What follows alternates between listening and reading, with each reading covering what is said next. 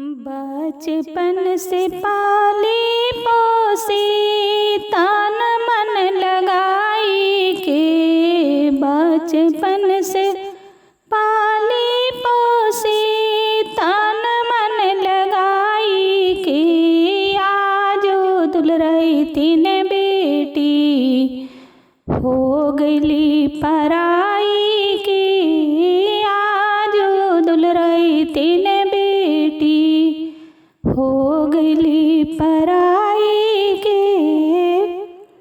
मड़वा में पापा रोवे कन्यादान करी के, मड़वा में पापा रोवे कन्यादान करी के, आजो दुलारी धिया हो गईली पराई के, आजो दुलारी धिया हो गईली पराई के।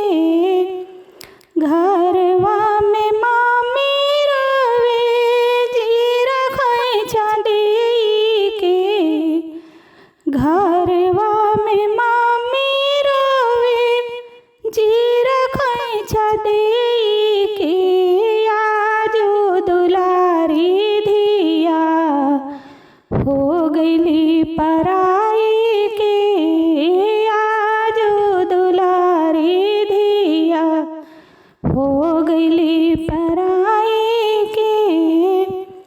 दुअरा पे भैया रोवे परवा पोछी के, दुअरा पे भैया रोवे परवा पोछी के, आजो दुलारी बहन हो गईली पराई के, आजो दुलारी बहन हो गईली पराई के। बचपन से पाली पोसी तन मन लगाई के, आजो दुलारी धिया हो गईली पराई